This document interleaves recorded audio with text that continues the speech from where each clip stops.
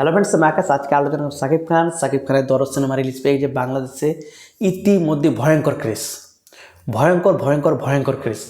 Ticket পাওয়া যাচ্ছে না, ম্যাক্সিমাম হল হাউসফুল, সিঙ্গেল স্ক্রিন হোক মাল্টিপ্লেক্স হোক, কাতারে কাতারে হাউসফুল। দর্শকের যে উন্মাদনা চোখে পড়ার মতো ছিল। কি ক্রেজ ভাই, কি ক্রেজ! এরকম ক্রেজ অন্য হিরোর ক্ষেত্রে তো জীবনে আপনারা দেখতে পারবেন না, এটা আমি লিখে দিতে পারি। আরও অনেক হিরো রয়েছে, এরকম ক্রেজ কিন্তু দেখা যায় না।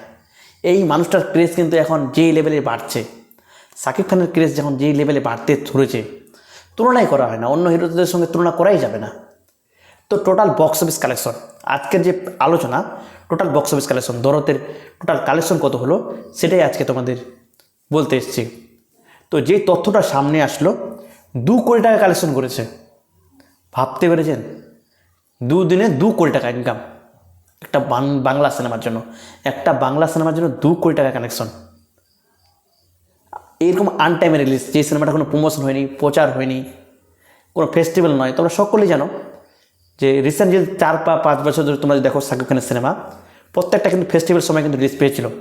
আনটাইমে রিলিজ, অনেকে ভেবেছিল যে ভালো একটা বিজনেস করবে না, কিন্তু যেভাবে তার ক্রিয়াগ্রাফি বাড়তে ধরেছে, এমনকি তুফানের ধারে কাছে কিন্তু একটা কালেকশন করে নিয়েছে, এমনই তথ্য কিন্তু উঠে আসছে। দেখা যাক তুফানের যে রেকর্ডটা ছিল ওটা ভাঙতে পারে কিনা। এই যে রেকর্ডটা, এখন নিজের রেকর্ড নিজেই ভাঙছে। বাংলাদেশে তাকে মেগাস্টার বলে, সুপারস্টার বলা হয়, তার নামে সিনেমা চলে, এটা তোমরা সকলেই জানো। কিন্তু আনটাইমে এরকম যে বিজনেস করবে, যে সিনেমাটা কোনো প্রমোশন হয়নি, কেউ জানেই না, অনেক লোকেই জানে না ধরো যে সিনেমাটা প্রমোশন হচ্ছে কি, কবে গান আসছে, কোনো কিছু তথ্য নেই। যারা সাকিবিয়ান যারা আছে তারাই শুধু জানে, তার সত্য সিনেমাটা এরকম একটা ক্রেজ।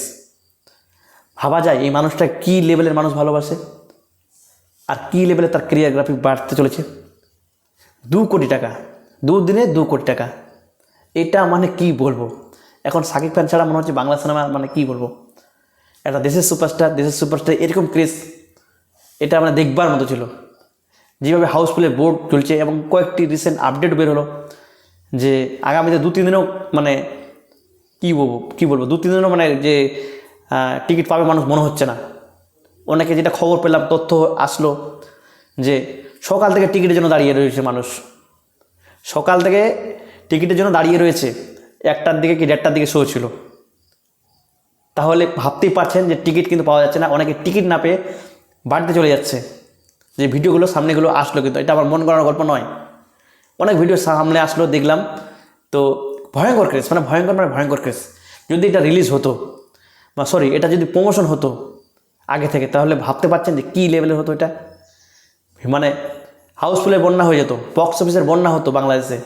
তো যাই হোক, মারাত্মক ক্রেজ, সাকিবিয়ান এটা দেখে দিল, প্রমাণ করে দিল তারা তাদের সুপারস্টারটা কী লেভেলে ভালোবাসে। এটাই বলা ছিল। এই ছিল আজকের মতো আমাদের নিউজ। যদি ভালো লাগে অবশ্যই লাইক, কমেন্ট, শেয়ার এবং সাবস্ক্রাইব করতে ভুলবেন না। ধন্যবাদ।